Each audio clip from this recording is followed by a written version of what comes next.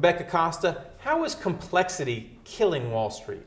Well, it's obvious that things have gotten so complicated that we no longer understand what is going on in the financial markets. Things are beginning to hit us very, very quickly, and we don't see them coming. In some instances, such as the euro or the largest financial institutions in the world, they're just admitting they didn't know how they were making their money. They didn't understand the risk and exposure they had taken on.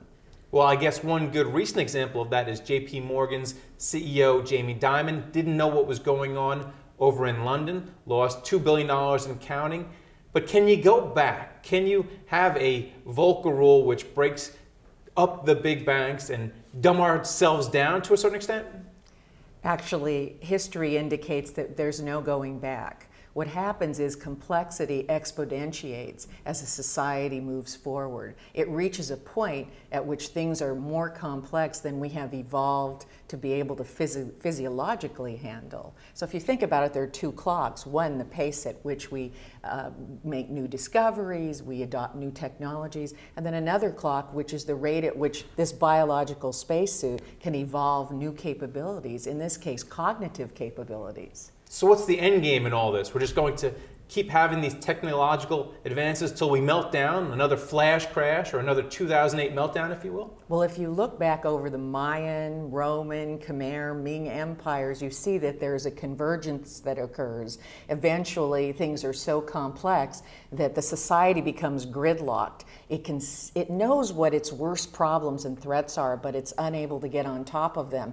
But the second phase is the most dangerous one. Things become so complex that we begin substituting facts with unproven beliefs. And at that point, policy and decisions become irrational.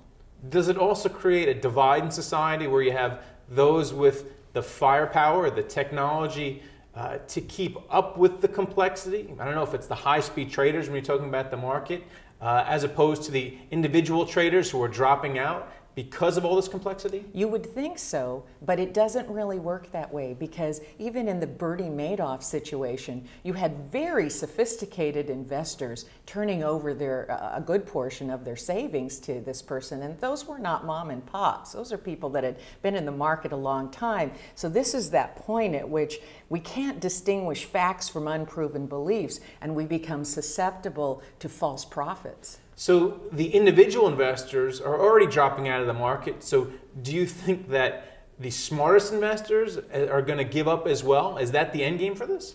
We have to understand that we've entered a high failure rate environment.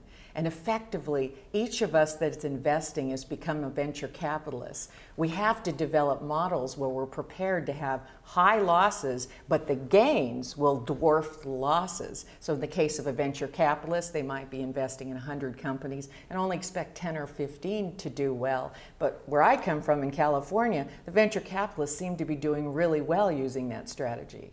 But unfairly so? Is it because they have the firepower, they have the technological know-how? Well, technology you would think would help you, but at a certain point, having a million options is the same as having none. The human brain simply can't process that many options, so that there's a certain point at which additional information and additional technology don't help you. Verizon's got a new phone out right now, and they're claiming you can put 200,000 apps on it.